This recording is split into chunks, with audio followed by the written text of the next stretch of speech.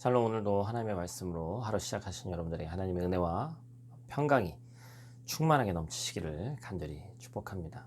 시편 오늘 본문은 42편 말씀입니다. 시편 42편은 하나님이 전이 있는 예루살렘을 예루살렘 밖에서 어떠한 고난인지 구체적으로 우리가 알 수는 없지만 예루살렘을 바라보면서 시온이라고도 하죠. 바라보면서 노래한 시입니다. 시인은 이 예루살렘을 떠나 있는 중에 대적들의 핍박과 조롱으로 인해서 고통과 슬픔이 가득 찬 모습을 보여줍니다. 그래서 오랫동안 하나님의 전에 나가지 못한 모습을 그리고 있죠. 마치 조금 상황은 다르지만 오늘날 우리의 모습과도 너무나도 같아서 참 공감이 되는 그러한 내용입니다. 그래서 하나님을 성전에 나가지 못하니까 하나님을 느낄 수 없고 하나님의 도우심을 경험할 수 없다고 얘기하고 있습니다. 그래서 뭐라고 표현하고 있습니까? 사슴이 시냇물을 찾기에 갈급함 같이 하나님을 찾기에 갈급하다, 이렇게 얘기하고 있어요. 여러분, 사슴은 원래 열이 많은 동물이라고 합니다. 그래서 갈증을 자주 느끼기에 물을 자주 마셔줘야 한다고 얘기를 하죠. 그런데 그 당시 중동 지방에는 아시다시피 강우량이 많지 않기 때문에 물이 바싹 말려서 시냇물을 찾기가 결코 쉽지 않은 상황이라는 것이죠. 여러분, 그런 절박한 상황 가운데서 물을 찾지 못하면 결국 죽어야 되기 때문에 간절한 마음으로 찾을 수밖에 없는 것이죠. 마찬가지로 시인은 심각한 영적 갈증에 시달리고 있는 모습을 오늘 우리가 본문에서 보게 됩니다. 견딜 수 없는 고통 가운데 있고, 이때 시인이 어떠한 선택을 했습니까? 절망 가운데 그대로 주저앉지 있지 않고 생수의 강, 은혜의 강을 찾아 나서는 거죠. 나의 목마름을 채워주실 분이 오직 하나님 한 분이라는 고백으로 나아가고 있는 겁니다. 그래서 시인은 오늘 본문에서 두 가지를 기억하고 있습니다. 첫 번째는 과거에 좋았던 시절을 기억하고 있습니다. 뭐냐면 과거에 절기의 성소를 순례하면서 축제를 벌였던 시간을 떠올리고 있습니다. 그런데 그 기억과 동시에 그 당시에는 그렇게 했지만 지금 상황에 그것을 못하니까 마음이 상한다고 고백하고 있죠. 단순히 과거에 좋았던 시간과 과거에 그 좋았던 그런 모든 것들을 지금의 고통의 시간과 비교하면 낙심될 수밖에 없습니다. 내가 옛날에는 이랬는데, 옛날에는 뭐 했는데, 과거엔 높은 자리에 있는데, 옛날에는 편하게 있었는데 지금은 왜 이럽니까? 이렇게 생각한다면 절망에 빠질 수밖에 없겠죠. 과거에 누리던 것을 누리지 못할 때 마음이 상할 수 있다는 것이죠. 과거에 내가 쥐고 있던 것을 지금 내가 쥐고 있지 못할 때 상실감을 느낄 수 있습니다. 단순히 과거에 좋았던 시간만을 떠올린다면 그렇지 못한 지금의 현실 속에서 다시 일어나기란 쉽지 않다는 것이죠.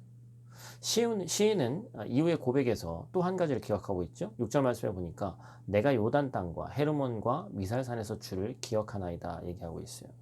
요단 땅은 이스라엘 팔레스타인 지역에 있는 땅이고, 헤르몬은 레바논과 팔레스타인 경계에 있는 높은 산이고, 미살산은 작은 산을 지칭합니다. 이곳은 한마디로 약속의 땅이자 은혜를 베푸신 땅을 의미하는 것이죠. 그러니까 시인은 과거 약속에서 하나님이 은혜를 베푸신 것을 기억하고 있습니다. 시인은 고통의 길에서 하나님을 만났습니다. 범죄하여 징계를 받을지라도 나를 버리시지 않는 하나님을 만났죠. 죽을 것 같은 위기 속에서 나를 건지시는 하나님을 만났습니다. 변함없는 사랑으로 함께 하시는 그 절망의 순간에도 신실하게 나와 함께 있는 그 하나님을 만난 거예요.